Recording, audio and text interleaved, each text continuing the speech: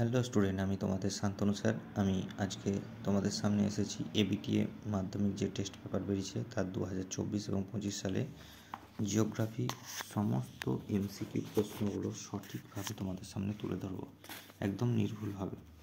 দেখো, প্রথম প্রশ্নটা কী রয়েছে বিভাগ হয়ে। প্রথম প্রশ্ন রয়েছে শুষ্ক অঞ্চলে গিরিখাতকে বলা হয় ক্যানিয়ন।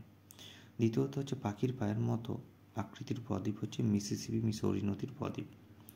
3 নম্বর প্রশ্ন, ভারতের একটি লবণাক্ত হ্রদের উদাহরণ।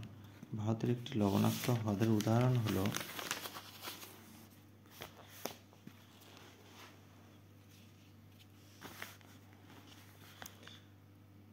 ভারতের একটি লবণাক্ত হ্রদ হচ্ছে প্যাংগং হ্রদ। লবণাক্ত হ্রদ কারণ ভীমতাল হবে না, ডালও হবে না, আর লোকটাকও হবে না, এগুলো সব মিষ্টি জল হ্রদ। আচ্ছা, গম হলো একটি কি না, গম হচ্ছে একটা রবি শস্য। গম হচ্ছে শীতকালীন শস্য, রবি শস্য এই জন্য বলা হয়।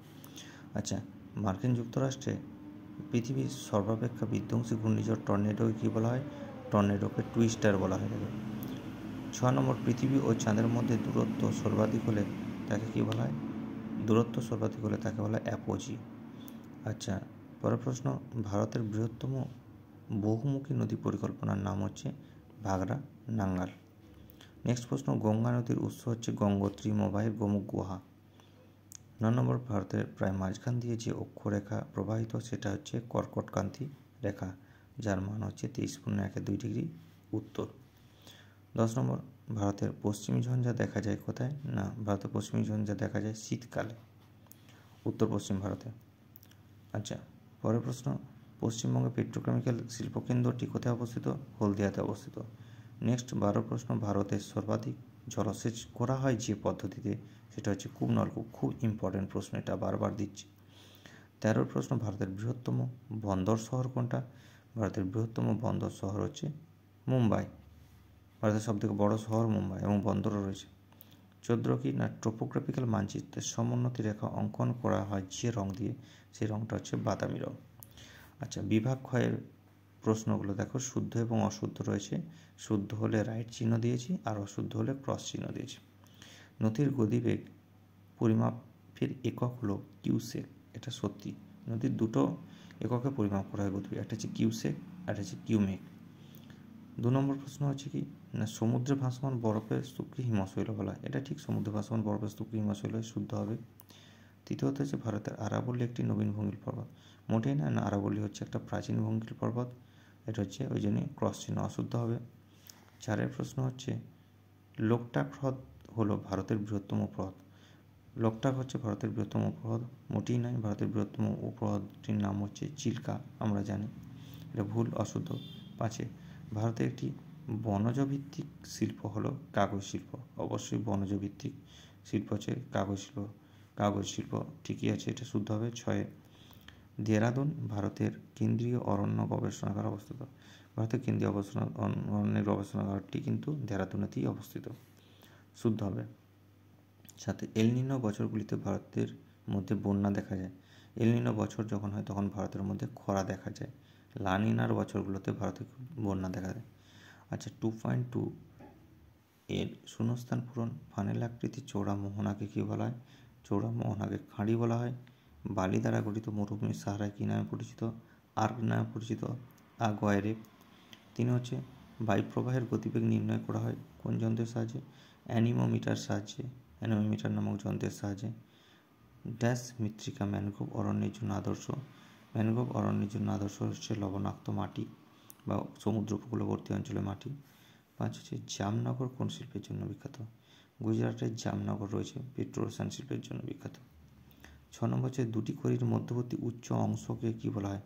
দুটি কড়ির মধ্যবর্তী উচ্চ অংশকে বলা হয় পিরামিড চূড়া বলা হয় থাকে।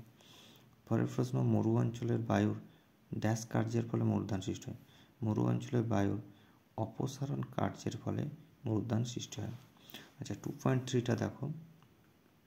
1 নম্বর প্রশ্ন হচ্ছে, ভারতের বৃহত্তম উপত্যকা হিমবাহর নাম কি? ভারতের বৃহত্তম উপত্যকা হিমবাহর নাম হচ্ছে তোমার আলাস্কার হুবার্ড।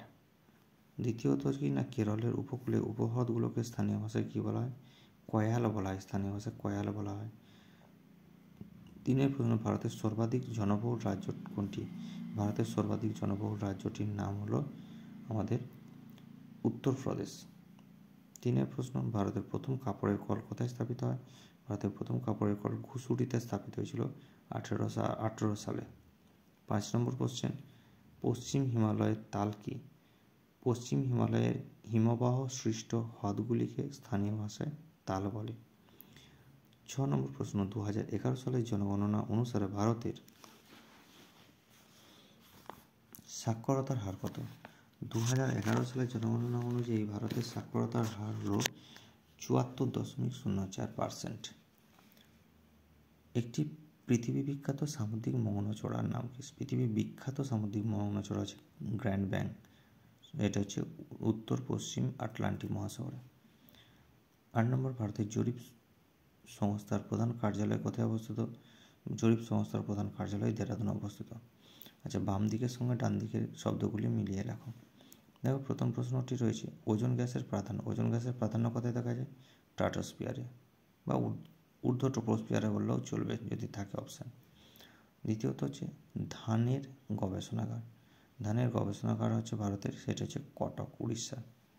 তৃতীয় হচ্ছে বৃহত্তম মোটরগাড়ি নির্মাণ ক্ষেত্র ভারতের, এটা হচ্ছে গুরগাঁও, হরিয়ানার। 4 হচ্ছে সরলবর্গীয় অরণ্য। সরলবর্গীয় অরণ্যের নাম হচ্ছে পাইন। পাইন হচ্ছে বিখ্যাত সরলবর্গীয় অরণ্য।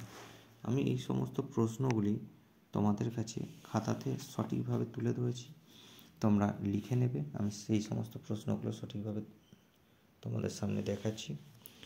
যদি আমার প্রশ্নগুলো পেয়ে তোমরা উপকৃত হও, তাহলে যদি মনে হয় আমার চ্যানেলটা সাবস্ক্রাইব করবে। আমি নতুন নতুন আরও ভৌগোলিক সম্পর্কিত নানা ভিডিও তোমাদের সামনে তুলে ধরব। আর আমার চ্যানেলটি একটি লাইক, কমেন্ট এবং শেয়ার করে দেবে তোমাদের বন্ধুদের মধ্যে, যাতে করে তোমাদের বন্ধুরা সবাই উপকৃত হয়। আমি পরের ভিডিওতে নেক্সট পেজটা তোমাদের সামনে তুলে ধরছি।